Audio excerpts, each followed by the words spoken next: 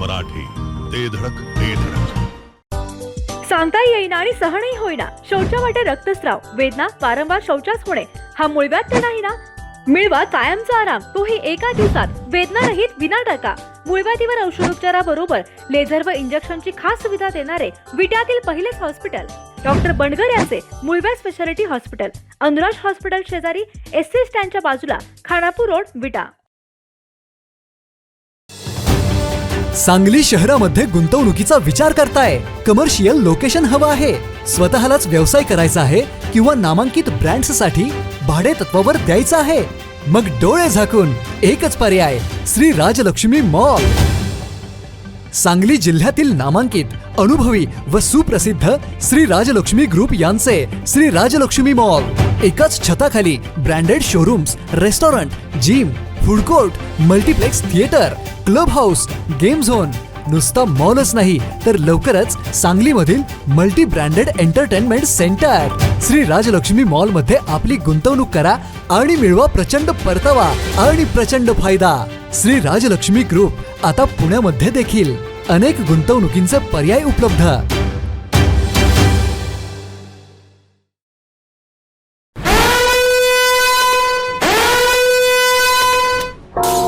आमदार सुहास बाबर आक्रमक आणि धडाकेबाज स्टाईल मध्ये समोर आलेत.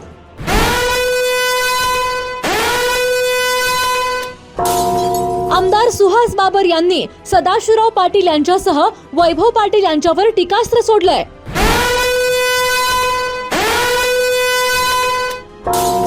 विट्यातील लोकांनी कुटुंबातील सदस्य म्हणून एवढं मोठं लीड दिलं आहे.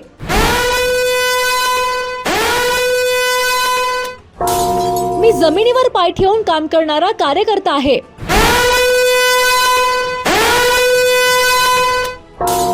ज्यावेळी मला आत्मविश्वास असतो त्यावेळी मी छातीवर हात ठेवून बोलतो.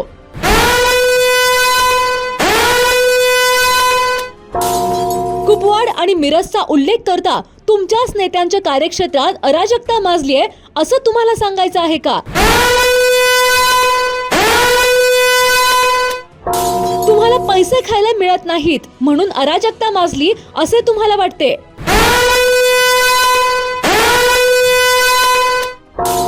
असा घणाघात आमदार सुहास बाबर यांनी सदाशिवराव पाटील यांच्यासह वैभव पाटील यांच्यावर केलाय. तुम्ही ज्याला असं म्हटला की तू आता सांगतोय की माझा बाप सुद्धा मला थांबवायला नाही, हे कधी? तुम्ही जर माझ्या कार्यकर्त्यांना, माझ्या सहकाऱ्यांना जर दम द्यायला लागला तर माझं नैतिक कर्तव्याला त्यांचं रक्षण करणार. दंगा धोपाडा तुमचं काम आहे. आजही तुम्ही लोकांना दम देताय की नाही मनाला विचारा. आज हे लोकांना सांगताय तिकडं काय फिरतोय, इकडं काय फिरतोय, तिकडं मतदान करायचं नाही, तुला परत बघून घेईन, भाजी मंडईमध्ये बसायचं आहे का नाही? मला आहात का तुम्ही? ज्यावेळेला अनिल भाऊ हॉस्पिटलमध्ये ॲडमिट होते त्यावेळेला तुमचे चिरंजीव आता पोटनिवडणूक लागते, आता ही काय म्हातारं माघारी येत नाही असं म्हणत होते ना. आम्हाला पण वेदना झाल्या होत्या. त्यामुळे संस्कार माझे काढू नका, संस्कार आपले ना आपल्या मुलाच पण बघायला पाहिजे. मग आपलं सगळं झाकून ठेवायचं, दुसऱ्याच वाकून बघायचं असं वाटतं की आपले पण संस्कार सगळ्यांनी बघायला पाहिजेत असं मानणारा मी कार्यकर्ता आहे. की मला ते संस्कार आहेत की कुठं पायटून बसायचं, कसं बसायचं, कुणाचं, एवढा माज आणणारा कार्यकर्ता मी अजिबात नाही. मी बुलडोजर फिरवणार, तुमच्या दहशतीवरती फिरवणार, तुमच्या भ्रष्टाचाराच्या प्रवृत्तीवरती फिरवणार, तुम्ही जी एकाधिकारशाही वापरता त्याच्यावरती सुहास बाबर बुलडोजर फिरवणार आणि या शहरामध्ये लोकशाही निर्माण करण्याचा प्रामाणिक प्रयत्न करणार. आणि सारखं माझं बेटा. मग कोविडच्या काळामध्ये कुठं होतं बेटा? कोरोनाच्या काळामध्ये तुम्ही बाहेर सुद्धा आलो नाही. सर्व पत्रकार बंधूंचं मी याच्या प्रेसला मनापासून स्वागत करतो. निवडणुकीच्या प्रचाराचा आज अंतिम दिवस आहे. किंबहुना कालच बऱ्यापैकी सगळ्यांच्या सभा वगैरे काल सगळं संपलं आहे.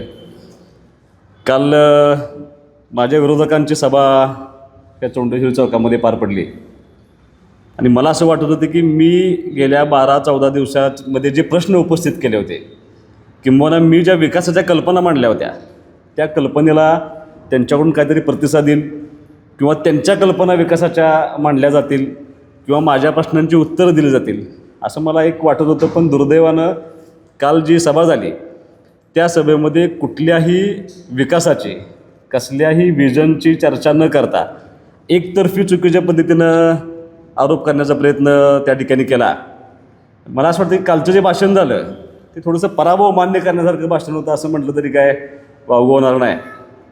आणि अपेक्षित होतं मला की थोडं भावनिक करायचा प्रयत्न करतील, कारण निवडणूक हातातून सुटत चालली की भावनिक करणं हा विषय तो एक कार्ड असते, ट्रम्प कार्ड असतं ते सगळ्यांचं, आणि ते त्यांनी खेळलं असं मला वाटतं. कारण मनोगत संपवताना ते असं म्हणाले की आता माझं संरक्षण करा.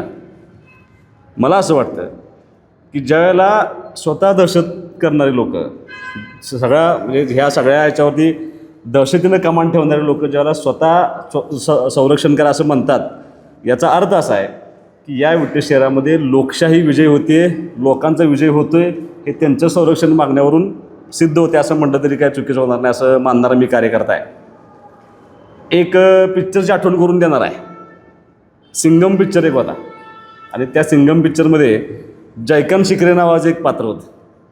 ते दरवेळेला लोकांना भीती घालायचं आणि शेवटला परत माझं रक्षण करा म्हणून पोलिसांच्या पाठीमागं लागायचे. असं थोडंसं चित्रकालच्या सगळ्या सभेमध्ये मला दिसलं, आणि अनेकांनी मग अनेक विषय सांगण्याचा प्रयत्न केला. मग विरोधकांनी असं सांगण्याचा प्रयत्न केला की गेली 50 वर्ष आम्ही केलेल्या त्यागामुळं हे माझं विटा तयार झाले.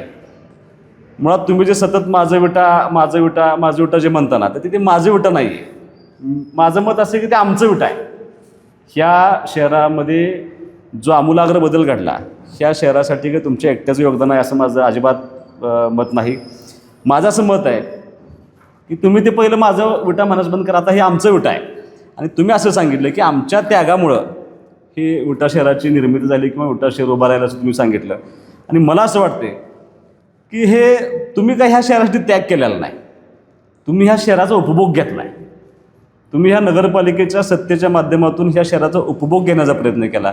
तुम्ही त्यागलं काहीच नाही, तुम्ही भोगलंय खूप.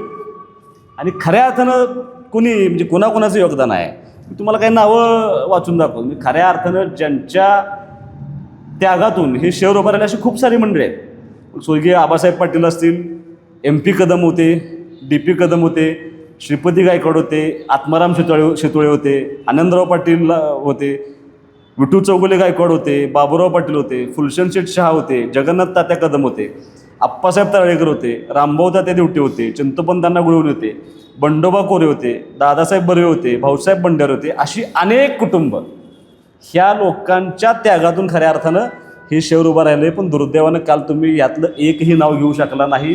तुम्ही एकाधिकारशाहीनं हे सगळं मी उभं केलं आहे आणि सगळं माझं आहे, ह्या आविर्भावामध्ये काल तुम्ही तुमचं मनोगत त्या ठिकाणी व्यक्त केलं. आणि चला ना, ह्या लोकांचं योगदान असेल, त्याग काय असो तुम्हाला मी मुद्दाम सांगतो. श्रीपती गायकवाड आणि MP कदम यांच्या कुटुंबानं त्याग केला ना.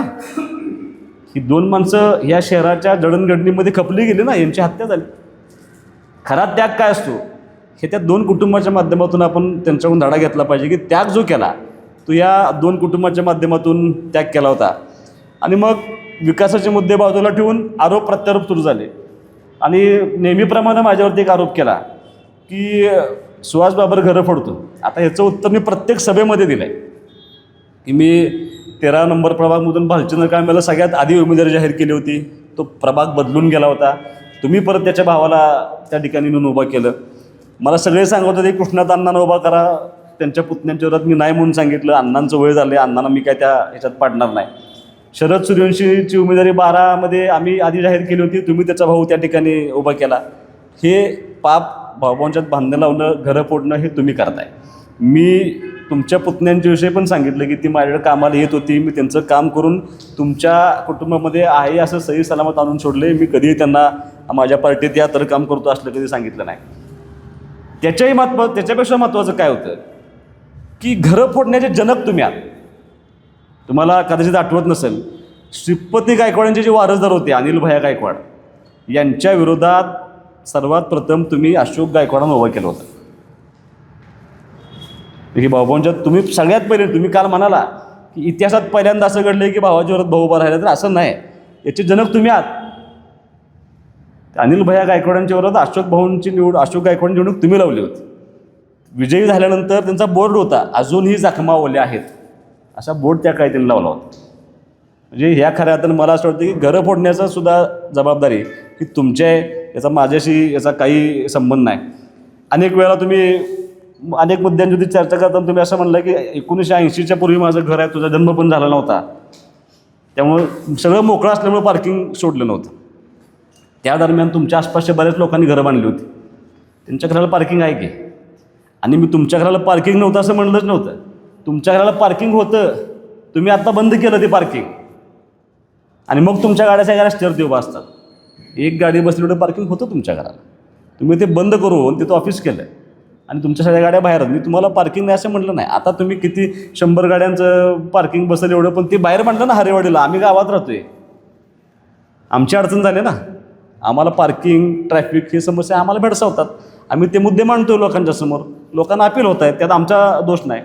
मी प्रत्येक वेळेला सांगतोय की नगरपालिकेनं जागा ताब्यात घेतल्या नाहीत, आपल्याला डेव्हलप नाही करता आलं. तुम्ही काल भाषणामध्ये असं सांगितलं की पंचमुखीच्या पाठीमागं एवढी मोठी जागा आहे आणि तिथं मल्टीस्टोरी पार्किंग उभा करतात.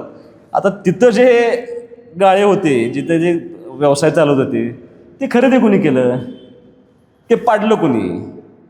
ते खरेदी तुम्ही केलं होतं ना. मग तुम्ही पार्किंगसाठी खरेदी केलं होतं का? नव्हता ना. तुमचा उद्देश पार्किंग करणं हा नव्हता. तुमचा उद्देश ते कमर्शियल कॉम्प्लेक्सेस बांधण्याचा होता.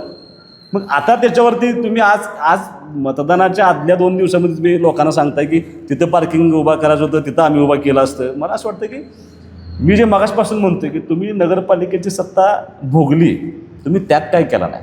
तुम्ही ती पार्किंगची जागा असेल, त्या पॉवर हाऊस, ज्या पॉवर हाऊसच्या म्हणजे त्या ज्या पॉवर हाऊसमध्ये हे त्याला लाईट दिली गेली होती व्यवसायांना घरांना, त्या पॉवर हाऊसच्या जागेचं सुद्धा तुम्ही त्या ठिकाणी मात्र करून टाकलं. आज तुम्हाला पार्किंगचा साक्षात्कार झाला आहे. तिथं देवस्थानच्या जमिनी कुठं गेल्या, यात्रा कमिटीच्या जमिनी कुणी खाल्ल्या? ह्याला त्याग म्हणत नाहीत, ह्याला भोग म्हणतात असं मानणारा मी कार्यकर्ता आहे. आणि सारखं माझं बेटा. मग कोविडच्या काळामध्ये कुठं होतं बेटा? कोरोनाच्या काळामध्ये तुम्ही बाहेर सुद्धा आलो नाही, तुम्ही दुर्लक्षित केलं सगळं. तुम्ही नगरपालिकेच्या माध्यमातून एक हॉस्पिटल उभा करायचं नाटक केलं. तुम्हाला प्रांतांनी तहसीलने दंड केला 12 लाख रुपये की तुम्ही या विट्यातल्या लोकांच्याकडून चुकीच्या पद्धतीने पैसे घेतले, म्हणून तुम्हाला दंड केला. त्यावेळेला आम्ही जबाबदारी घेऊन फिरत होतो सगळीकडं, आम्ही लोकांना मदत करण्याचा प्रयत्न करत होतो. तुम्ही कोविडच्या काळामध्ये घरात बसला होता. परत आरोप केले की आम्ही गाव सगळं शांत ठेवायचा प्रयत्न करतो. परत माझ्यावर आरोप केला की मी असं भाषणात म्हटलो की मला आता माझा अडवायला बाप नाही. मी कधी म्हटलो? त्याची पार्श्वभूमी पण सांगायला पाहिजे ना. तुम्ही ज्याला असं म्हटला की तू आता सांगतोय की माझा बाप सुद्धा मला थांबवायला नाही, हे कधी? तुम्ही जर माझ्या कार्यकर्त्यांना, माझ्या सहकाऱ्यांना जर दम द्यायला लागला तर माझं नैतिक कर्तव्य आहे त्यांचं रक्षण करणं. माझं मत हेच आहे की तुम्ही दम द्यायला लागल्यानंतर माझं जबाबदारी आहे त्या लोकांचं संरक्षण करतं. आणि संरक्षण करत असताना मला आता थांबवायला वडील नाही आहे, तुम्ही त्या टोकाच्या संघर्षाला जाऊ नका, हे सांगणं माझं काम होतं. त्याच्यामध्ये तुम्ही म्हटलं की आमच्या घरावर दगडफेक केली पण आम्ही शांत राहिलो कारण गावामध्ये दंगा होऊ नये, चुकीच सांगतायत. तुमच्या व्यक्तिगत भांडणासाठी तुमच्या घरावरती दगडफेक झाली होती. आमच्या खरेदी विक्री संघावरती निवडणुकीच्या वादातून तुम्ही दगडफेक केली. 2004 साली विधानसभेला अनिल भाऊंचा पराभव झाला, तुम्ही आमचं अख्खं ऑफिस फोडलं होतं. पण तरीसुद्धा आमच्या कुटुंबानं, आमच्या कार्यकर्त्यांनी त्याला संयम दाखवला का? तर गाव शांत राहिलं पाहिजे. मला असं वाटतं की तुम्ही करताय दंगा धोपाडा, तुमचं काम आहे. आजही तुम्ही लोकांना दम देताय की नाही? मनाला विचारा. आज हे लोकांना सांगताय तिकडं काय फिरतोय, इकडं काय फिरतोय, तिकडं मतदान करायचं नाही, तुला परत बघून घेईल, भाजी मंडईमध्ये बसायचं आहे का नाही? मालक आहात का तुम्ही? आता ही लोक सगळे पाठीमागं पडले, लोक घाबरत नाहीत. लोकांच्या मनातून सगळे विषय आता हे बाजूला गेले. तुम्ही दुसरा आरोप केला की माझी नक्कल केली, आणि सुहास बाबरनं माझी नक्कल केल्यामुळं मला अत्यंत वेदना झाल्या. मी माझं सगळी भाषणं ह्या नगरपालिकेच्या निवडणुकीची, विधानसभेच्या निवडणुकीची काढा, मी त्यांना प्रत्येक भाषणात सांगितले की मला तुमचं घर संपवायचं नाही, मला कुणाचं राजकारण संपवायचं नाही. सदाभाऊंचं वय हे माझ्यापेक्षा खूप माझ्या वडिलांच्या वयाचे आहेत. आमदारकीमध्ये सुद्धा ते 10 वर्ष सिनियर आहेत मला, त्यामुळे मी त्यांच्यावरती कधीच काय बोललो नाही. त्यांची नक्कल केली होती मी. तुम्ही केलेल्या, तुमच्या चिरंजीवनी केलेल्या चुकांचं तुम्हाला मी विश्लेषण करून सांगत होतो. आणि जसं तुम्हाला वाईट वाटतंय तसं ज्यावेळेला अनिल भाऊ हॉस्पिटलमध्ये ॲडमिट होते त्यावेळेला तुमचे चिरंजीव आता पोटनिवडणूक लागते, आता ही काय म्हातारं माघारी येत नाही असं म्हणत होते ना. आम्हाला पण वेदना झाल्या होत्या. ज्यावेळेला अनिल भाऊ गेल्यानंतर पहिली निवडणूक लागली त्यावेळेला तुम्ही त्या निवडणुकीला उभा राहिला आणि तुम्ही गेलेल्या व्यक्तीवर सतत टीका करत राहिला. त्यावेळेला आम्हाला वेदना झाल्या नसतील, आमच्या कार्यकर्त्यांनी वेदना झाल्या नसतील, आम्हाला वेदना झाल्या होत्या. त्यामुळे संस्कार माझे काढू नका, संस्कार आपले ना आपल्या मुलाच पण बघायला पाहिजे की असं कसं चालेल. म्हणजे गेलेल्या व्यक्तीवर तुम्ही बोलताय ते चालतं. मी तुम्हाला तुमची झालेली चूक फक्त तुमच्या भाषेत तुम्ही कसं समजावून सांगू शकता एवढंच सांगितलं मी. त्याच्यामध्ये मला असं वाटतं की मी काय तुम्हाला कुणाला दुखवावं हेतून बोललो नव्हतो. अगदी आत्ता रिसेंट नंदकुमार पाटील आमचे कॅन्डिडेट आहेत. तुम्ही जाहीररित्या त्यांच्या व्यंगावरती चर्चा करता, मीम्स टाकता, सोशल मीडियावरती त्यांच्यावरती कमेंट करता. त्यांच्या कुटुंबात त्रास होत नसेल, त्यांना त्रास होत नसेल, मग आपलं सगळं झाकून ठेवायचं, दुसऱ्याच वाकून बघायचं. असं वाटतं की आपले पण संस्कार सगळ्यांनी बघायला पाहिजेत असं मानणारा मी कार्यकर्ता आहे. सत्ता आली तर सुहास बाबर आणि ही सगळी मंडळी नगरपालिकेच्या टेबलवर पाय ठेवून बसतील. आता कोण बसणार आहे? आता काजल मैत्री पाय ठेवून बसणार आहेत, विनोद घोणे पाय ठेवून बसणार आहेत, सुहास बाबर पाय ठेवून बसणार आहेत. मी तुम्हाला माझा स्वभाव सांगतो. 2012 साली मी पंचायत समितीला निवडून आलो, मी उपसभापती म्हणून काम करतो आहे. तेव्हापासून 2025च्या आजपर्यंत मी जर पंचायत समितीमध्ये कुठल्याही कामानिमित्त आत गेलो तर पंचायत समितीच्या पायरीला पाया पडल्याशिवाय मी आत जात नाही. कारण मला त्याची जाणीव आहे की त्या पंचायत समितीनं माझं राजकीय कारकीर्द घडवलेलं आहे. मी त्याला मातृसमान त्या पंचायत समितीला मानत असतो. त्यामुळं माझं असं मत आहे की मला ते संस्कार आहेत की कुठं पाय ठेवून बसायचं, कसं बसायचं, कुणाचं एवढा माज आणणारा कार्यकर्ता मी अजिबात नाही. ते मग मला असं वाटतं की एकदम चुकीच्या पद्धतीनं काहीतरी टीका करायची म्हणून तुम्ही अनेक मुद्द्यांच्यावरती म्हणजे कदाचित लोकांना दिशाभूल करण्याचा प्रयत्न केला. कारण विजन तुम्हाला सांगता आलं नाही, काम काय तुम्हाला त्या ठिकाणी सांगता आलं नव्हतं. आणि सत्ता आली तर आमदार तोच आहे, परत नगरपालिका त्याच्यानंतर गोरगरिबांच्या घरावरती बुलडोजर फिरवलं, असे फिरवलं. बुलडोजर आपला स्वभाव नाही. आता ज्यांनी भाजी मंडीवरती बुलडोजर फिरवला, ज्यांनी पोलीस स्टेशनच्या समोरच्या गाड्यांच्यावरती बुलडोजर फिरवला, त्या लोकांनी माझ्या बुलडोजरची काळजी करू नये. मी बुलडोजर फिरवणार, तुमच्या दहशतीवरती फिरवणार, तुमच्या भ्रष्टाचाराच्या प्रवृत्तीवरती फिरवणार, तुम्ही जी एकाधिकारशाही वापरता त्याच्यावरती सुहास बाबर बुलडोजर फिरवणार आणि या शहरामध्ये लोकशाही निर्माण करण्याचा प्रामाणिक प्रयत्न करणार. तसं तुम्ही जर बुलडोजरचा अर्थ घेतला असेल तर मग माझी काय अजिबात अडचण आहे. तुमच्या भ्रष्टाचारावर मात्र मी 100% बोलणार. परत काल टेम्पोच्या पाण्याविषयी काढला, मी अत्यंत कमी बोललो ह्या 2025च्या नगरपालिकेच्या निवडणुकीमध्ये टेम्पोविषयी फार कमी बोललो आहे. मी जिथं टेम्पोचा वास्तवात फायदा आहे ते मांडण्याचा प्रयत्न केला आहे. पण तुम्हाला आता बोलण्याचा अधिकारच नाही. आता तुम्ही सांगताय की टेम्पोला सगळ्यात जास्त पैसे मी आणले ना, असं झालं नाही ना. तुम्हाला अधिकार राहिला नाही तो का? तुमच्या 10 वर्षाच्या कार्यकाळामध्ये एक दगड हल्ला नाही.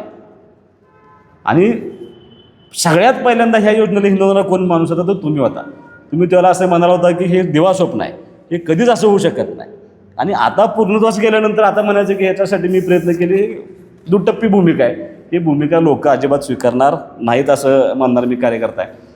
आणि फरक बघा, मी माझ्या पॅनलचं विश्लेषण यापूर्वी केले, आमच्या नगराध्यक्ष मॅडमनी ह्या पॅनलचं सगळं विश्लेषण केलं. मी मगाशी तुम्हाला ज्या कुटुंबांची नावं सांगितली की ह्या कुटुंबांनी ह्या शहरामध्ये ही शहराची जडणघडण करण्यामध्ये खूप मोठं योगदान केलं आहे.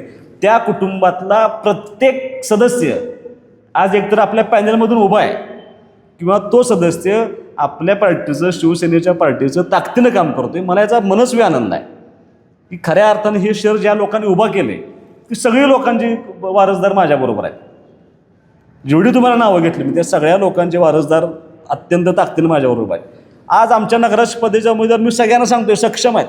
त्या प्रत्येक सभेमध्ये भाषण करतायत, त्या प्रत्येक सभेमध्ये त्यांचं मत मांडतायत, त्या प्रत्येक सभेमध्ये काय करू शकतो ते सांगतायत.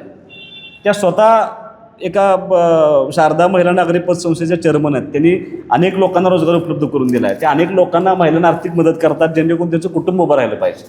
तुम्ही काय केलं? तुम्ही तुमच्या नगराध्यक्ष पदाच्या उमेदवाराला काल बोलायला संधी दिली का नाही दिली? त्या सक्षम नाहीत का? ओबीसीची महिला म्हणून दिली नाही अशी काय तुमच्या मनामध्ये आहे का? काय पाप दुर्दैवानं आहे असं तर ते पण सांगायला पाहिजे, द्यायला पाहिजे. तुम्ही सभेच्या समोर तुम्ही एवढ्या त्यांना संधी द्यायला पाहिजे असं माझं मानणारा मी कार्यकर्ता आहे. माझा भाऊ प्रत्येक भाषणात सांगतोय की जरी मी निवडून आलो तरीसुद्धा मी कुठल्याही सत्ता पदावरती जाणार नाही. माझी अशी इच्छा आहे की हे शहर सर्वसामान्य माणसांच्या लोकांच्या ताब्यात राहिलं पाहिजे, तिथला माणूस सत्तेत गेला पाहिजे, हे माझा भाऊ प्रत्येक सभेत सांगतोय. तुम्ही काय सांगताय? नगराच्या खुर्चीला माझी खुर्ची लावून बसणार आणि मी सगळं कारभार करणार का? उमेदवार सक्षम नाही. तुमच्या घरातला उमेदवार असेल तरच सक्षम, अन्यथा इतर कोण सक्षम नाही असं तुम्हाला म्हणायचं आहे का? मग जर सक्षम उमेदवार नाही तर का त्यांना दुर्दैवाने तुम्ही त्यांना उमेदवार दिली? का तुम्हाला फक्त सह्या द्यावं पाहिजे? तुमचं ऐकणारेच लोक तुम्हाला पाहिजे असं तुम्हाला म्हणायचं आहे का? आता माझ्यावरती भाषण करत असताना एकदम माझे नगराध्यक्ष म्हणले की मी महिलांच्या निरंजनकडे बघून तुम्हाला कोणी विचारलं होतं, एक्सप्लेनेशन कशासाठी देत आहे, शंका आहे का तुमच्या मनात काय? तुम्हाला याविषयी कुणीच बोललं नव्हतं ना की मी निरंजनाकडे बघतो. मी तुम्हाला जर असं सांगायचं झालं की ह्यामध्ये मी महिलांचा आदर करतो, तर माझा तुम्हाला परत प्रश्न आहे की रुपाली मंथन मेटकरी ज्याला नगरसेविका होत्या, त्या गरोदरपणाच्या रजेवरती असताना त्यांचं पद रद्द व्हावं म्हणून तुम्हीच प्रयत्न केले, तुम्हीच कलेक्टरना अर्ज दिला की ह्या गैरहजरात त्यांचं पद रद्द करावं. तुम्हाला माहिती होतं त्या गरोदरपणाच्या रजेवरती आहेत, मग तुम्हाला त्याला महिलेची भावना दिसली नाही. अनिल आप्पांच्या मंडळी, नेहा डोंबे ह्या महिलाच होत्या, यांना उमेदवारी देतो देतो देतो म्हणत आणलं आणि त्यांचा विश्वासघात केला. मग तुम्ही महिलांचा विश्वासघात करताय, तुम्ही त्यांच्या भावनांशी खेळताय. मग एवढं सगळं असताना निरंजनकडे बघितलं काय, नाही बघितलं काय? आणि तुम्हाला विचारलं होतं कोणी? हा चर्चेचा विषय नव्हता काय? कशासाठी त्याचं एक्सप्लेनेशन काय मला माहीत नाही. माझ्यावरती आरोप केला की सहानुभूतीमुळं विधानसभेची निवडणूक जिंकली. आता बरोबर 1 वर्षापूर्वी काय आरोप होता? EVMमुळं जिंकली. EVM केलं, हा निकाल जनतेचा नाही, मी मान्य करत नाही, हा EVMचा कौल आहे, तो त्यांना मिळाला आहे आणि तुम्ही ते डिक्लेअर करून टाकलं की मी डिक्लेअर करतो हा विजय EVMचा विजय आहे. आता 1 वर्षापूर्वी EVMचा विजय आणि आज बरोबर सहानुभूतीचा विजय, बरोबर 1 वर्षानंतर. मी मान्य करणार ना. पण त्या अनिल भाऊ गेल्यानंतर त्या वर्षभरामध्ये मी 1300-1400 कोटी निधी आणू शकलो ना त्या मतदारसंघाला. मी ते काम केल्याला दाखवले. सांगितलं मी माझ्या वडिलांचं नाव घेतले का? माझा जर समृद्ध वारसा असेल माझ्या वडिलांचा, माझ्या वडिलांनी त्याग करून समर्पित भावनेने जर जीवन जगलं असेल, तर मी त्यांचा वारसा सांगायच नाही का? आज तुम्ही हनुमंतराव पाटील साहेबांचा वारसा सांगत नाही का? आता हनुमंतराव पाटील साहेबांचे पंतू आले, ते पण सांगतात हनुमंतराव पाटील साहेबांचा वारसा. मग ही सहानुभूतीवरती नाही का निवडणूक? मग तुम्ही सहानुभूती मिळवायचा प्रयत्न करत नाही का? मला असं वाटतं की मी आत्ताच्या ह्या नगरपालिकेच्या निवडणुकीला मी कुठेही नाव घेतलेलं नाही. मी काल फक्त पहिल्यांदा भाषणात अनिल भाऊंचं नाव घेतलं की अनिल भाऊंचं असं स्वप्न होतं 2016च्या निवडणुकीमध्ये. अनिल भाऊ सतत सांगायचे की मला हे शहर बारामतीसारखं करायचं आहे आणि एक संधी मला द्या की मी बारामतीसारखं शहर तुम्हाला मी करून दाखवतो. त्यावर तुमचं भाषण असं होतं की आम्ही सिंगापूर करू, असं तुमचं भाषण होतं. आता झालं का सिंगापूर 9 वर्षामध्ये? शिंगणापूर तरी करायचं नाही झालं तसं ना. हे मोठ्या अडचणी आहेत. ते मला 42 मताचं मताधिक्य मिळालं. ॲरोगंट आहे सुहासबाबर. आता ॲरोगंट कोण आहे? पाटील की कुणाच्यात आहे?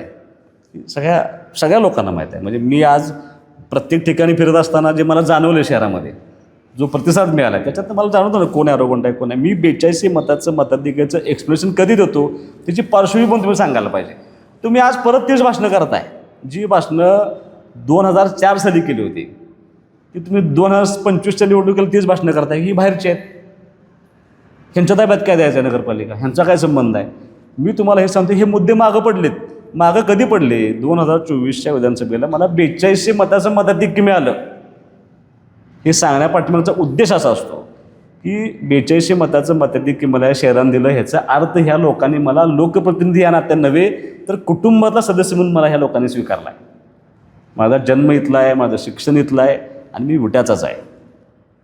हे सांगायला मला काय वेगळं कारण द्यायची आवश्यकता नाही आणि त्याचं प्रूफ लोकांनी दिले विधानसभेच्या निवडणुकीला. एवढंच तुम्हाला, त्यात ॲरोगन्सी अजिबात नाही. मी तुम्हाला माझी भाषणं आठवा. मी पहिल्यापासून सांगतो, राजकारण हे ताम्रपट नसतं. कोण ताम्रपट घेऊन जन्माला आलेलं नाही. याच्यामध्ये चढ उतार आयुष्यभर असतं आणि हे भान ठेवून मी जमिनीवरती पाय ठेवून काम करणारा कार्यकर्ता आहे. मी अनिल भाऊंचं यश अपयश सगळं जवळनं बघितलं. त्यामुळे मला माहीत आहे ह्या गोष्टी कायमस्वरूपी नसतात राजकारणाच्या गोष्टी. आता छातीवर हात ठेवून बोलतो, हा काय भाषणाचा मुद्दा होऊ शकतो का? मी छातीवर हात ठेवून बोलतो. मला जेव्हा एखादा मुद्दा वाटतो, मला इथनं वाटतो, हृदयापासून वाटतो, मला असं वाटतं की मी तो आत्मविश्वासाने करू शकतो, त्याला मी छातीवर हात जातो. माझं चुकीचं काय? छातीवर हात ठेवून बोलतो तेवढा मला आत्मविश्वास आहे. ते काम मी मनापासून करू शकतो. हे आत्मविश्वास असल्यामुळे मी माझा हात आपोआप छातीपर्यंत जातो. परत सांगितलं, ह्यांची सत्ता आली तर काय अराजकता माजेल, मिरज कुपाड होईल. मग माननीय पालकमंत्री चंद्रकांत दादा, माननीय आमदार सुधीर भाऊ गाडगीळ, माननीय आमदार सुरेश भाऊखाडे यांच्या कारभारावरती तुमची ताशेरे आहेत का हे? त्यांच्या मतदारसंघामध्ये एवढी अराजकता आहे असं तुम्हाला म्हणायचं आहे का? भाजपचे सगळे आहेत, मग ह्यांच्या कार्यकाळामध्ये त्यांच्या ताब्यात असलेल्या मतदारसंघामध्ये ही अराजकता पसरली आहे का असं तुम्हाला सांगायचं आहे का? तसं असेल तर मी तुम्हाला सांगतो, कुपवाड आणि विटा याच्यामध्ये खूप जमीन आसमानचा फरक आहे. तुम्ही मला प्रशासकीय काळामध्ये अराजकता माजली, असं झाले, काही झालेलं नाही अराजकता. काय झाले फक्त सांगा. तुम्हाला पैसे खायला मिळाले नसतील, तुम्हाला काम मिळालं नसेल, हीच आहे, ही तुमच्या दृष्टीने अराजकता असेल. पण प्रशासकीय काळामध्ये आम्ही चांगल्या पद्धतीने काम करण्याचा प्रयत्न केला आणि ह्या प्रशासकीय काळामध्ये तुम्ही सत्तेत होता, तुम्ही सत्तेच्या बाहेर अजिबात नव्हता.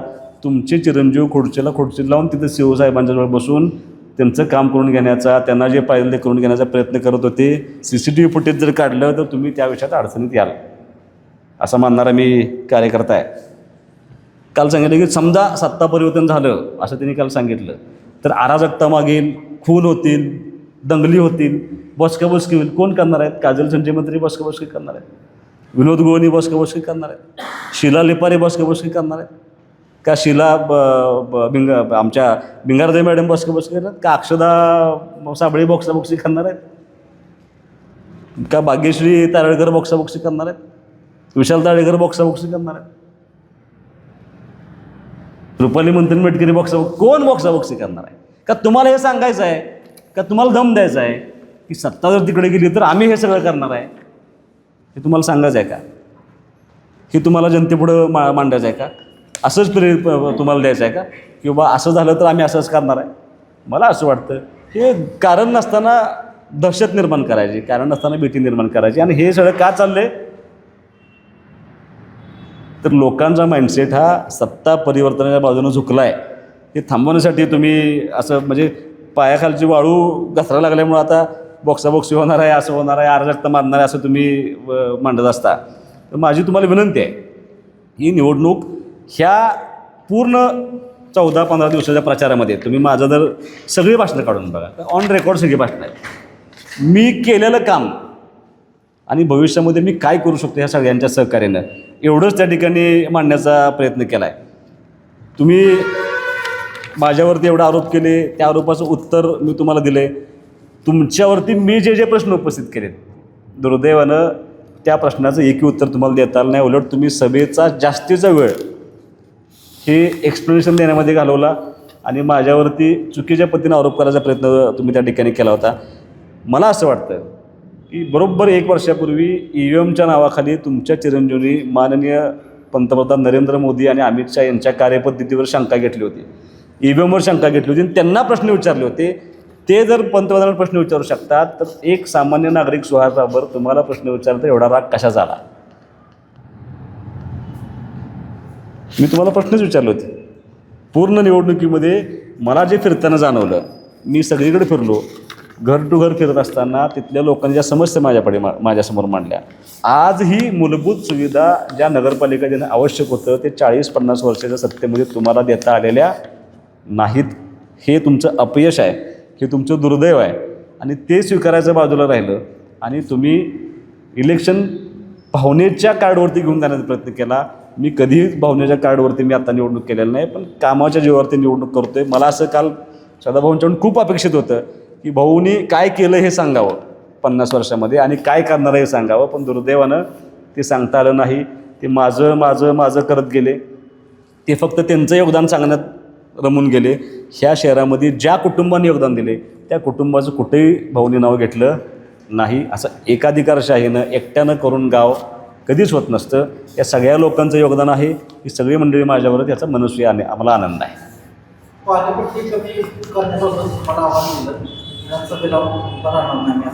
काय झालं तुम्हाला सांगतो, त्यांनी ते सांगण्याचा प्रयत्न केला 30 किलोमीटरनं पाणी आणतो हे ते. आता गोगावचं पाणी एवढ्या लांब आहे, त्याची पाणीपट्टी कशी लावतो तुम्ही मला माहीत नाही, पण आता आम्ही सोर्स कुठे घेतला आहे? सोर्स वाजरला घेतला आहे. भविष्यामध्ये आळसण आत्ता सध्या पाणी आपण आळसणच्या तलावातूनच उचलतो आहे, किती लोकांना माहिती आहे मला माहीत नाही. वाजरचा सोर्स आणखीन जवळ आणला आहे आपण. अजून एक 6 महिने वर्षभर गेलं की जी नेवरीची आपली पाणीपुरवठा योजना होती, माझं स्वप्न आहे की ती परत पुनर्जीवित करायची. कदाचित ती जर सगळ्या पाईपलाईन आज असत्या, आपल्या जॅकवेल बिकवेल तिथंच आहे सगळं अजून, ते सगळं असतं तर तिथलं पाणी वापरून आपण शाहूनगर, संभाजीनगर, शिवाजीनगर ह्या सगळ्यांना रोज पाणी देऊ शकलो असतो, जे फक्त 8 किलोमीटरवरती आहे, आणि इकडचा लोड कमी केला असता. आणि हे सगळं सोलरवरती नेतो आहे. मी प्रत्येक भाषणामध्ये सांगतो आहे की मी सोलरला नेणार आहे. तुम्ही आळसनमध्ये तुम्हाला मी अक्षांश रेखांश टाकतो, तिथं जावा. सोलरचे पॅनल बसवायचं काम अंतिम टप्प्यात आहे. कमीत कमी 2 मेगावॅटचा तो प्रकल्प पाहिजे होता, कारण जवळपास 50 लाख रुपये आपल्याला पर मंथ वीज बिल येते. आणि तुम्ही जे सोलर पॅनल आता 750 किलोवॅटचा आहे, ते जे बसवताय त्यामुळे अगदी किरकोळ फरक पडणार आहे. हा एकच पॅनल, एकच सोलर पॅनल बसवणार नाही ना आपण, म्हणून तर म्हणतो ना तुम्ही द्या ना सत्ता एकदा माझ्याकडे. नाही करू शकलो तर तुम्ही उभा राहू नका, करू शकलो तर तुम्ही उभा राहू, नाही करू शकलो तर मी उभा राहत नाही. ते हे विटा मला मुक्त करायचं होतं तुमच्या जोकडीतनं, म्हणून विट्यात राहिलो आलो मी. आणि मी लोकप्रतिनिधी या नात्यानं काम करतो. मला ह्या शहरापर्यंत ह्या छोट्या असा एस टी स्टँड विट्यात आहे, ते लोक बाय बस येणारे लोक किंवा सहज येणारे लोक मला सहजासहजी भेटले पाहिजेत, म्हणून मी विट्यात राहिलो. मला गार्डीला भेटायला याला तर त्याला स्पेशल गाडी करायला पाहिजे. ज्यांच्याकडे गाडी नाही ते लोक येऊ शकत नाहीत, त्यांना भेटायला मला सहज भेटता येऊन इथं यावं. आणि त्याच्यापेक्षा महत्त्वाचं मला ह्या जोखडातनं विटा मुक्त करायचं आहे, म्हणून मी विट्यात राहिलो. आणि मी विट्यात आज राहतोय, परत समजून घ्या, 1982 पासून विट्यात राहतोय मी. MIDC जागा त्यांनी अधिग्रहण करायला होती.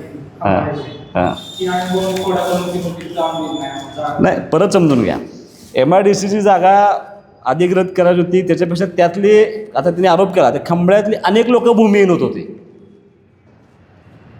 खंबळ्यात त्या लोकांना आत्महत्या करण्याशिवाय पर्याय राहत नव्हता. जसं आज आपण प्रयत्न करतोय की रस्ता जात असताना एकही घर पडलं नाही पाहिजे, एकही वीट नाही पडली पाहिजे, तसंच त्यांची अवस्था होती.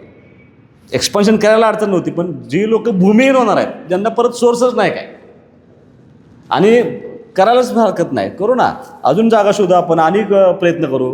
पण कंपनी आल्या होत्या का तशा? आज कंपनी आहेत कधी, तर किती प्लॉट मोकळे आहेत?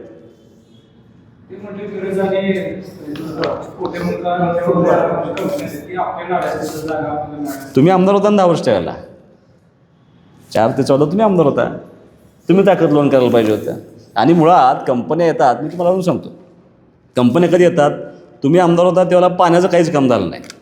मुळात कंपनी येण्यासाठी बेसिक गोष्टी, इन्फ्रास्ट्रक्चर, तुमचं रस्ते कनेक्टिव्हिटी पाहिजे, तुम्हाला लाईटची स्वयंपूर्णता पाहिजे, तुम्हाला पाण्याची स्वयंपूर्णता पाहिजे, ती आज निर्माण झाली. अनिल भाऊंच्या 10 वर्षाच्या आमदारकीमधल्या काळामध्ये निर्माण झाली. आता आपण कंपन्यांना इन्व्हाइट करू शकतो, एक कंपनी येईल ना हळू. आणि तो माझा शब्द आहे, विधानसभेच्या निवडणुकीत माझा शब्द आहे.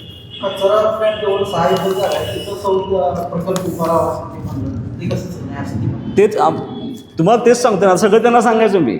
सत्ता आली तर मी करणार ना. मग आमचा प्रयत्नच असा आहे की त्या 7 एकरामध्ये तुम्ही आता सीओना, तुम्ही आता आज आचारसंहिता आहे, पण आचारसंहिता संपल्यानंतर तुम्हाला रुजवात घालून देतो सीओच्या बरोबर. आपलं 14 कोटी रुपये राज्य शासनाकडून येणं आहे, त्या येण्यामध्ये आपण त्यांना एक लॉस टाकास विनंती करतो की सोलरचं युनिट तुम्ही उभा करू शकता. आणि त्या 7 एकरामध्ये 2 मेगावॅटचं लाईट, आमचं मध्ये नुसतं पाणीपट्टीचं नाही, फक्त नळ पाणी पुरवठा योजनेची लाईट नाही, तर आपली जी स्ट्रीट लाईट आहे ती सुद्धा सोलरला नेता येते का, हा आमचा प्रयत्न आहे. आणि खरोखर सोलर, म्हणजे जसं आताचे उमेदवार आहेत, एक माधव रोकडे नावाचे उमेदवार आहेत, त्यांना एक 2.5 कोटीचं सोलर लॅम्पचं काम मिळालं होतं. कुठं आहेत सोलर लॅम्प? एकही सोलर लॅम्प कुठ्यात नाही. असला सोलर मी काय उभा करणार नाही, मी ॲक्च्युअल सोलर उभा करणार आहे. त्याचं आता 700-750 किलोवॅटचं काम चालू आहे. ह्या 7 एकरात सुद्धा आपण सोलर प्लांटच उभा करणार आहे. आता क्रीडा संकुल त्या कुटुंबाने एक्सप्लेनेशन दिलं आहे की मुळात ह्या क्रीडा संकुलला 2001 साली मान्यता होती माझ्या हिशोबानं. त्यावेळेला ह्यांनी जागा नाही अशी असमर्थता नगरपालिकेने दर्शवली. भाऊंच्या काळात क्रीडा संकुल मंजूर होतं. नंतर सदाभाऊ आमदार झाले आणि त्यांनी त्या क्रीडा संकुलाला परत काय केलं, आरक्षित जागा दाखवण्याचा प्रयत्न केला. ती जागा त्यांच्याकडनं खरेदी करून घेतली आणि भाडेपट्ट्यानं राज्य शासनाला दिली असं दाखवलं. त्या जागेमध्ये जवळपास 1 एकर जागेमध्ये त्यांनी अतिक्रमण केलं मेटकरींच्या जागेमध्ये. त्या मेटकरींचे त्यांच्या न्यायप्रविष्ट विषय असल्यामुळे तिथे पैसे खर्च करता आले नाही. त्यामुळे क्रीडा संकुल तसंच राहिलं. तुम्ही जर, आणि क्रीडा संकुलाला जागा देत असताना तुम्ही जागा दिली की ह्याच्यापेक्षा ती सोयीच आहे का हे बघायला पाहिजे होतं. तुम्ही जर आज क्रीडा संकुलला गेला तर तो 200 मीटरचा ट्रॅक आहे, 400 मीटर ट्रॅक नाही घेतो. आणि त्या ट्रॅकमधून सुद्धा अख्खी ओघळ गेली अशी, प्रचंड मोठा नाला त्या ओढा त्यातनं गेला आहे. मग कसं डेव्हलप होणार तिथं? तुम्ही मुळात जागाच चुकला. तुम्हाला फक्त ते तुमच्या ह्याच्यासाठी करायचं होतं म्हणून तुम्ही ते करून घेतलं. त्यांनी आता विषयामध्ये बराच हे झाला थांब कारभार आहे. मग नंबर कसं काय आला? आत्ता जे 5 स्टार रेटिंग झाले ना ते प्रशासकीय काळातलं 5 स्टार रेटिंग झाले. त्यांनी असं म्हटलंय आणि मी तुम्हाला यापूर्वी सांगितलं मी माझ्या भाषणात की ज्यावेळेला ती कमिटी तपासणीला आली होती त्यावेळेला त्यांचे निरोप होते कार्यकर्त्यांना की कचरा रस्त्यावर फेका, आणि ते फेकताना जे फोटो काढलेत आपल्या लोकांनी. अनेक संस्था खरेदी विक्री संघ पुढे गेले उभा केले आणि तुमचं खरेदी संघ पुढे गेलेलं नाही असं तुमचं. खरेदी संघ पुढे गेलेलं नाही, ते इमारतीवर गेले असतील कदाचित. त्यांना माहीत नाही की जिल्ह्यात सगळ्यात टॉपचा खरेदी विक्री संघ खानापूर तालुका खरेदी विक्री संघ आहे. त्याचा टर्नओव्हर किमान 25 कोटीच्या पुढचा आहे. शिक्षणाचं बाहेर आहे अनेक त्यांच्या संस्था झाल्या. आता ते बघा, परत तुम्हाला सांगतो तुम्ही गफलत करताय. राजकारण आणि व्यक्तिगत संस्था. माझं BMS कॉलेज आहे, मी एकदाही भाषणात सांगितलं नाही. माझं BSc नर्सिंगचं कॉलेज आहे, माझ्या 2 शाळा आहेत, माझं सिनियर कॉलेज आहे, माझं BCA आहे. हा व्यक्तिगत विषय झाला असा म्हणणार मी कार्यकर्ता. त्याचा आणि राजकारणाचा त्याचा काही संबंध नसतो. कचरा फेकण्याला तुमचं एका कर्मचाऱ्याने महिला कचरा उचलणाऱ्या महिलेचा विनयभंग केला, त्याची पोलीस स्टेशनपर्यंत तक्रार केली. तर माझ्या कानावरती आलेलं नाही, कारण ठेका काय माझ्याकडे नाही. ठेका काय, मी कॉन्ट्रॅक्टर नाही. कॉन्ट्रॅक्टर कोण घेत होतं कदाचित तो राग असेल त्यांना ठेका मिळाला नाही, जरा कदाचित त्यांच्याकडे असेल. आत्तासुद्धा परत त्यांनी ते कचरा विल्हेवाट लावायचा ठेका परत त्यांच्याकडेच गेल्या वाटतं. काल तुमच्यावर असा आरोप करण्यात आला की संस्थात्मक जाळं जे आहे ते उभा करता आलं नाही. मी असेल, अशोकराव गायकवाड असतील, आम्ही उभा केलं, तसं तुम्ही केलं. अशोक भाऊंच्या संस्थान जाळं म्हणजे काय? बँक, दूध संघ. आता ते निवांत बोलू आपण ह्याच्यावरती. दूध संघ ह्यांचं एक खानसरी आहे आणि कॉलेज माझं सुद्धा आहे. संस्थात्मक जबाबदारी मी सांगितली. आमच्या वडिलांचं सहकार तत्वावरती चालवण्याचा जास्त उद्देश होता. तुमची खानसरी कधी झाली? ज्यावेळेला अनिल भाऊनी पाणी आणलं, ज्यावेळेला ऊसाचं अतिरिक्त उत्पादन झालं, तेव्हा तुमची खानसरी झाली. मी तुमच्या खानसरी उभं करण्यामध्ये सुद्धा माझ्या वडिलांचा मोठा वाटा आहे. हा पहिला मुद्दा. ज्या परिस्थितीमध्ये तुम्ही जे आरोप करताना, आता तुम्ही आमच्यावर आरोप केले संस्थांचं काय झालं? मग माझाही प्रश्न आहे, तुमच्या वडिलांच्या नावानं एक हनुमान बाजार होता, तो कुठं आहे? भैरवनाथ यंत्रमाग नावाची एक यंत्रमाग संस्था होती, ती कुठं आहे का अस्तित्वात? आणि माझं मत उलटं आहे. आम्ही माणसं उभा करायचा प्रयत्न करतो, आम्ही स्वतः उभा राहत नाही. माझं आता BMS कॉलेज आहे. मी असं तुम्हाला म्हटलं की ह्याच्यामुळं तुमच्या लोकांचा फायदा आहे, तर नाही ना, मी फुकट ॲडमिशन देत नाही कुणाला. ते देतात का? नाही देत. तुम्ही हा विचार करा ना. सुरेश शेंडेंचा दूध संघ आहे. सुरेश शेंडे आमचे सहकारी आहेत ना, आमचे कार्यकर्ते. आम्हाला आनंद आहे सुरेश शेंडेनं. आज वैभव मित्रांची प्रायव्हेट सूतगिरणी आहे, आम्हाला आनंद आहे की वैभव मित्र आमच्या कार्यकर्त्यांनी सूतगिरणी उभा केली. त्यांनी ऐकलं आहे असं म्हटलं. नाही, आता त्यांच्यातल्या काय चर्चा होत्या माहीत नाही. अनिल अप्पांनी ज्या पद्धतीनं त्यांची प्रेस कॉन्फरन्स झाली, त्या प्रेसमध्ये उल्लेख करताना त्यांनी असंच सांगितलं की आदल्या दिवशी रात्रीपर्यंत त्यांनी तुम्हालाच उमेदवारी आहे, तुमच्याविषयी ह्या तक्रारी होत्या, पण आम्ही आता ते मिटवलं आहे, आता तुम्हाला उमेदवारी करायची असं सांगितलं होतं ना. आता ते त्यांचं किती ठरलं होतं? अनिल अप्पांचं जे मी ऐकलं त्यात असं लेखी ठरलं होतं, 5 जागा आणि नगराध्यक्ष पदाची उमेदवारी. असं मग असं लेखी असेल तर त्यांनी द्यायला पाहिजे होतं.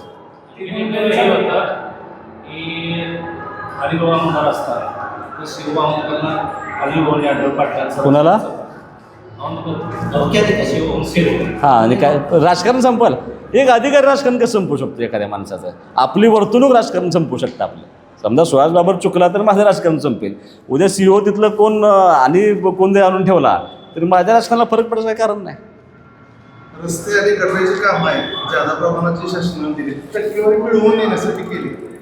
टक्केवारी मिळवून देण्यासाठी ज्यादा प्रमाणात सोर्सच नाही तुमच्या गावात काम काय करा. म्हणजे ह्या शहरामध्ये काम करताना मी तुम्हाला सांगितलं, मला सुद्धा वाटतं ना कन्स्ट्रक्टिव्ह काम करावं, की आता रस्ते गटर सोडून क्रीडा संकुला एखादं चांगलं मोठं ग्राउंड असावं, बगीचा असावा, किंवा नाट्यगृह असावं.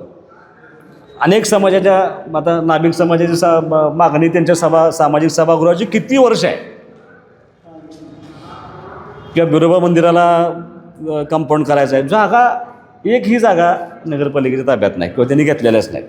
मग आता ना इलाज असतो वैशिष्ट्यपूर्ण योजनेमध्ये सुद्धा आपल्याला रस्ता आणि गटर धरल्याशिवाय पर्याय नाही. आणि मी खरं याच्यावर बोलणार नव्हतो रस्ता आणि गटर, म्हणजे माणसात आज केली असतात माझ्याकडे वगैरे. तर मी फिरताना आजही सकाळी मी एका वस्तीवर फिरायला गेल्यानंतर त्या वस्तीवर एकच सांगितलं की आमची तेवढी रस्ता आणि गटर करा. मग माझा प्रश्न तुम्हाला हाच आहे की या प्रश्नाचं उत्तर तुम्ही दिलंच नाही की तुम्ही 40 वर्ष सत्ता भोगल्यानंतर आजही उठ्यात मूलभूत प्रश्न असा आहे की पाणी येत नाही, रस्ता नाही आणि गटर नाही. मग हे अपयश नाही का? याची जबाबदारी कोणी स्वीकारायला पाहिजे का नाही? चांगलं बसस्थानक पाडलं. ते बसस्थानक आता खूप नाही, पतनराव कदम साहेबांनी ते बसस्थानक बांधलं होतं. आता त्या बसस्थानकाची इतकी सुंदर जागा आहे आपल्याला, तिथली पार्किंगची व्यवस्था, तिथे प्लॅटफॉर्म वाढवणं आवश्यक होतं, तिथं त्या वॉशरूमच्या संख्या वाढवणं व्यवस्थित होतं. ते दत्त मंदिर आम्ही तसंच ठेवतो. इतका सुंदर प्लॅन केला आहे. आणि परत कोणी आरोप केला रक्कम कमी झाली, त्यांना ते माहीतच नाही. रक्कम कमी झाली नाही, उलट ह्या शहराला येणारं जे ट्रॅफिक आहे किंवा ह्या शहरामध्ये फ्लोटिंग लोकसंख्या आहे त्याच्यावरती परिवहन डिपार्टमेंट ठरवतं की किती पैसे द्यायचे. त्यांनी पहिल्या टप्प्यात 15 कोटी दिले, आता 10 कोटी दिले, अजून 25 कोटी रुपये हे झाले.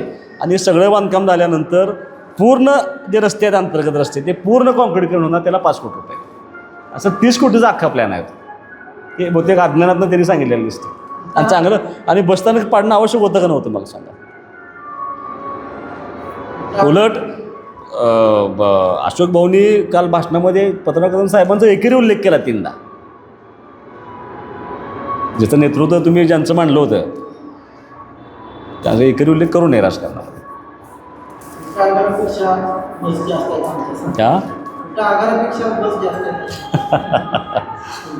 आता मला सांगा, ही ॲरोगन्सी नाही? काय सांगायचं मला? आता तुम्ही सांगा ॲरोगंट कोण आहे? उलटा आगारापेक्षा बस जास्त असेल तर तुमचं अभिनंदन. तुमच्या शाळेमध्ये मुलं जास्त असेल तुमचं अभिनंदन. त्या शाळेतल्या मुलांची फी भरायची कॅपॅसिटी ह्या पाण्यामुळे निर्माण झाली आहे. थोडं डोक्यात ठेवा. म्हणून ती मुलं शिक्षणाला येत आहेत. आणि आनंद आहे ना मला. उद्या तुमच्या बसेस 300 जरी झाल्या तरी मला आनंद आहे. पण इथं बस दिल्या पाहिजे ते आम्ही आणतोय ना. मी परत 10 बसेस आणल्या नवीन. मला तुम्हाला तेच सांगायचं आहे, अजूनही तुम्ही व्यक्तिगत व्यवसाय आणि राजकारण ह्याची गफलत करताय. ते करायला नाही पाहिजे. माझा आज BMS कॉलेज आहे, उद्या आणि मी काहीतरी वेगळं काढलं, तो माझा व्यक्तिगत व्यवसाय झाला.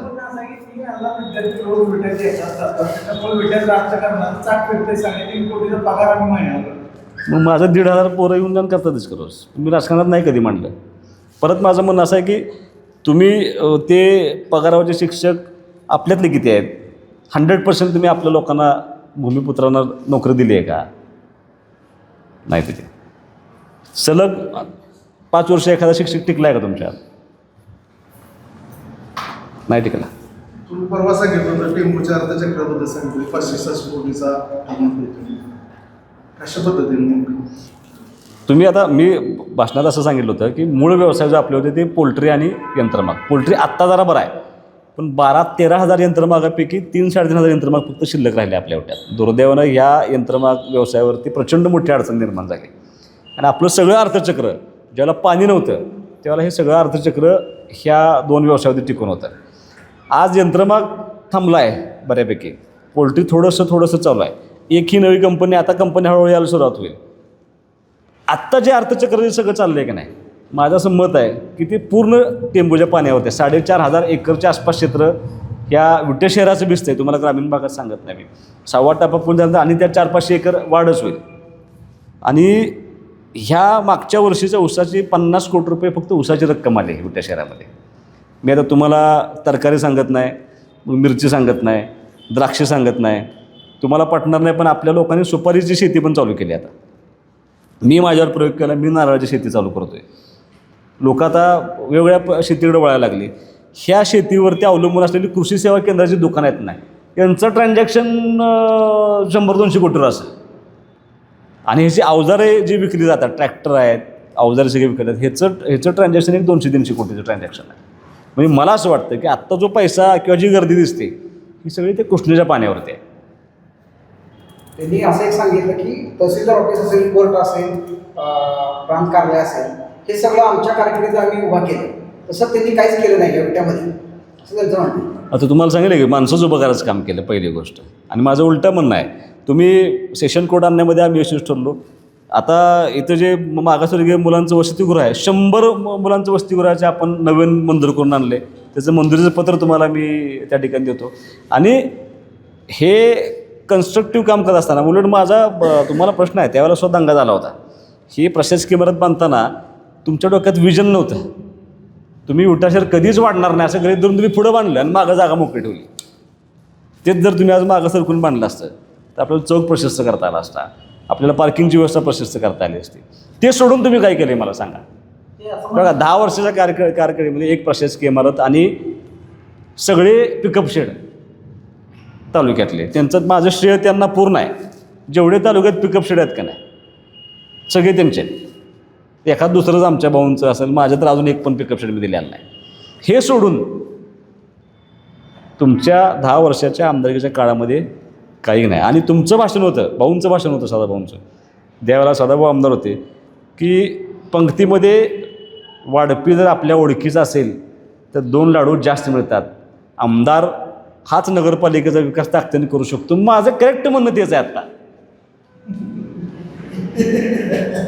की आमदार नगरपालिका त्याच्याकडे असेल तर चांगल्या पद्धतीने विकास करू शकतो. आज प्रचाराला आता काही तास उरले, विटेकर नागरिकांना जनतेला काय आव्हान करतात? तुम्ही एक जे जाणवलं आहे मला, माझ्या प्रत्येक सभेमध्ये महिलांची संख्या लक्षणीय उपस्थित होती. माझ्या प्रत्येक सभेमध्ये तरुण मुलांची संख्या लक्षणीय होती. आणि मला असं वाटतं ही उपस्थिती ही नगरपालिकेच्या निवडणूक सत्तांतराच्या दिशेने झुकलेली आहे. लोक एक संधी मी मागतो लोकांना, लोक मला संधी देतील. आणि लोकांना अपील झाले, काय अपील झाले, काम केलेलं सांगतोय आणि काय करणार हे सांगतोय. लोकांना ते अपील झाले. मला असं वाटतं की लोक ह्याला संधी देणार आपल्याला. परवा आपण सभेतनं बोललो होतो की नगरपालिकेच्या शाळेमध्ये टेबल ब्रँच नाही, बेंचेस नाहीत. बेंचेस नाही. त्या आपल्या बोलण्याच्या शब्दावरती त्यांनी खंडन करताना म्हटलं की विट्यामध्ये जितक्या नगरपालिकेच्या शाळा आहेत सगळ्या आरसीसी पत्र जास्त तरी चालले असते, बसायला ते मुलांना बेंचेस पाहिजेत ना. माझं म्हणणं काय आहे, बेसिक गोष्ट काय आहे, इन्फ्रास्ट्रक्चर तुम्ही माझं इथून जावा तुम्ही आणि सगळ्या नगरपालिकेच्या शाळेत जावा. मी काल भवानीनगरमध्ये परवाच्या सभेला गेलो होतो. माझं भाषण चालू असताना एक तरुण मुलगा उठून आला आणि माझं भाषण थांबवलं. त्यांनी सांगितलं की थोडी शाळा आमची व्यवस्थित करा. मग त्यांना विचारलं मी काय परिस्थिती आहे, तर ती एक अंगणवाडी आहे, अंगणवाडीमध्ये आत गवत उगवले आत. इतकी भयानक अवस्था आहे. हे कुठल्याही शाळेला बसायला मी तुम्हाला माझं सांगत नाही आहे. 2016च्या निवडणुकीला तुमच्या जाहीरनाम्यामध्ये तुमचा उल्लेख आहे की सर्व शाळा टॅबयुक्त करू. मी म्हटलं होतं का? तुम्हीच म्हटला होता. मग टॅबयुक्त राहिलं किमान बेंचयुक्त तरी करायचं.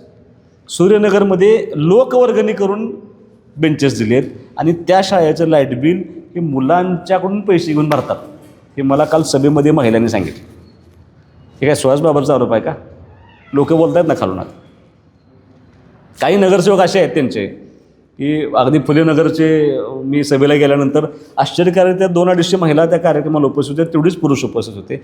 माझं भाषण होण्यापूर्वी काही महिलांनी मनोगत व्यक्त केलं आणि त्यांनी असं सांगितलं की मागं निवडून दिलेल्या नगरसेवकाचं नाव आम्हाला आठवत नाही, कुणाला मतदान केलं होतं ते आठवत नाही, ते परत कधीही नगरसेवक त्या वॉर्डामध्ये गेलेले नाहीत, सुखदुःखाच्या कार्यक्रमाला नाहीत, कुठलंही काम त्यांच्यामार्फत झालेलं नाही, असेही काही नगरसेवक आपल्या वट्यात आहेत.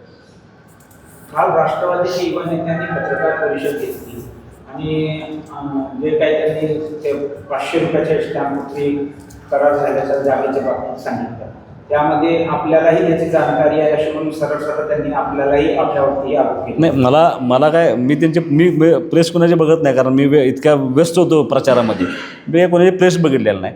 पण तसा आरोप असेल म्हणजे त्यांनी कुणी जागा घेतली कोणाची? तिथं आदर्श कॉलेजवरती कोणीतरी ओबीसी समाजाचा पुरुष आहे, मतिमंद आहे, त्याची 500 रुपयाच्या स्टॅम्पवरती त्यांनी काहीतरी लिहून घुसखोरी केलेलं आहे.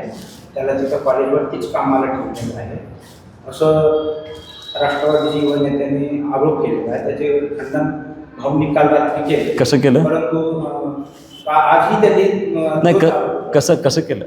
खंडन कसं केलं?